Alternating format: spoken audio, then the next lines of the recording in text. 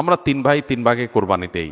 এক ভাইয়ের অবস্থা ভালো, তাই সে বেশিরভাগ টাকা দেয়, আর আমরা অল্প কিছু পরিমাণ শরিক হই। তাহলে কি আমাদের কোরবানি আদায় হবে কিনা? এটা একটা গুরুত্বপূর্ণ প্রশ্ন। কোরবানি দেওয়ার ক্ষেত্রে বিশেষ করে যখন ভাই ব্রাদাররা মিলে কোরবানি দেন, তখন এরকম পরিস্থিতি তৈরি হয়। একটা গরুর দাম ধরেন 70,000 টাকা, তো এক ভাই তার উপার্জন অনেক কম, সেজন্য সে 5,000 টাকা দিছে, আর বাকি টাকা যেটা আছে সেটা হয়তো বাকি ভাইরা দিস। কোরবানি হবে কিনা? উত্তর হলো কারোর কোরবানি হবে না।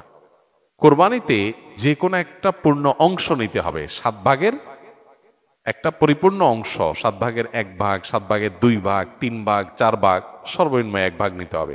ভগ্নাংশ নেওয়া যাবে না, অর্থাৎ 1 ভাগেরও অর্ধেক নেওয়া যাবে না। 2 ভাই মিলে 1 ভাগ নিছে, হবে না, তখন সেটা গোস্ত খাওয়া হবে।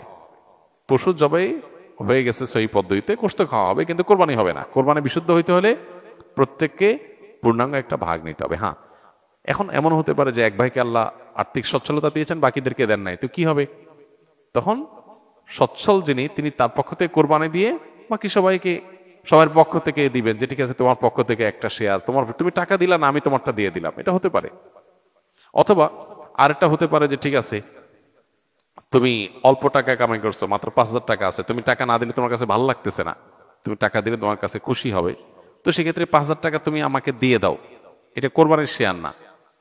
আমি কোরবানিতে এটা লাগাবো, সেটা ভিন্ন বিষয়, বাট তুমি শেয়ার হিসাবে দিলে না, এটা হতে পারে।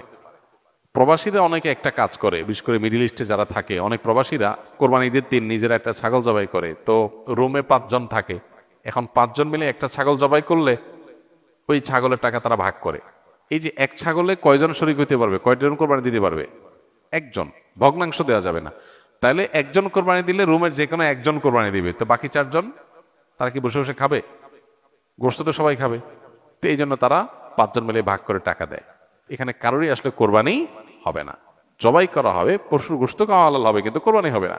যদি কোরবানি হতে হয় তাহলে এমন করা যেতে পারে, 5 জন মিলে টাকা দিল একজনকে, দিয়া বলল ভাই আপনি মুরব্বী মানুষ, বড় মানুষ, বা আপনি যে কোনো কারণে আমাদের থেকে ভিন্নতর, তো এই টাকাটা আমরা সবাই তুলে আপনাকে দিলাম, কোরবানিটা আপনার তরফ থেকে আপনি দেন, সবটা একজনের হলো, গোস্তটা সবাই খাইলো। বা এই বছর আপনার তরফ থেকে হলো, পরের বছর আমরা আবার সবাই টাকা পয়সা দিলাম, ভাই আরেকজন হলো, টাকা আপনাকে দিয়ে দিলাম, আপনার তরফ থেকে হোক, কোরবানিটা একজনের হবে। ঠিক একইভাবে গরুতে ভগ্নাংশ, এটার ভাগ এভাবে আপনার শরিক হওয়া যাবে না, পূর্ণাঙ্গ একটা অংশের শরিক হতে হবে, তারপরে কোরবানি বিশুদ্ধ হবে। বর্তমান জামানায় ইসলামিক গজলের মধ্যে বিভিন্ন থাম্বনেল ইউজ করা হয়, যা অনেকটা গান বাদ্যযন্ত্রের মতো, এই ধরনের গজল শোনা বা অনলাইনে রিলিজ দেওয়া যায় হবে কিনা? থাম্বনেল যেটা, এটা তো একটা পিকচার, এখানে বাদ্যযন্ত্রের ছবি দিলেই ওইটা শোনা হারাম হয়ে যাবে না। যদি ইসলামী গজল বা গানের কথাগুলোর ব্যাকগ্রাউন্ড সাউন্ডের মধ্যে যদি কোনো মিউজিক থাকে, মিউজিক বাজে সূক্ষ্মভাবে, তাহলে সেটা শোনা না জায়েজ, গুনাহ, শোনা যাবে না। থাম্বনেলের মধ্যে ছবি কি দিছেন না দিছেন, থাম্বনেল একটা তবলার ছবি দিয়ে দিলেন, কিন্তু ভিতরে প্লে করার পরে ভিডিওটা স্মুথ একদম খালি গলা গাওয়া হয়েছে, সেখানে কোনো মিউজিক্যাল ইনস্ট্রুমেন্ট ব্যবহার করা হয়নি, তো এটা হারাম হবে কেন? মিউজিক শোনা হারাম, মিউজিকের ছবি দেখা কি না দেখলে হারাম হবে না।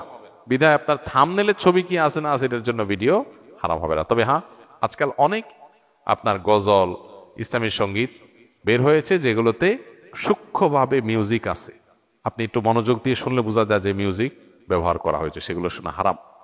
এগুলো আপনার খুবই সূক্ষ্মভাবে মানুষকে হারামের দিকে নিয়ে যায়। আমরা হয়তো ইসলামের কথা শুনে, আল্লাহর কথা শুনে, কোরআন হাদিসের কথা শুনে, ভালো কথা শুনে আমরা এগুলোকে শুনি, কিন্তু নিজের অজান্তে আমি হারামে লিপ্ত হয়ে যাচ্ছি। এগুলোর উপর আমাদের সতর্ক থাকতে হবে। ফ্রেশ খালি গলা গাওয়া হয়েছে এবং সেখানে মিউজিকের কোনো ইনস্ট্রুমেন্টের ব্যবহার করা হয় নাই, শুধু সেগুলো আপনি শুনতে পারবেন। আল্লাহ আমাদেরকে আমাদের তৌফিক দান করুন।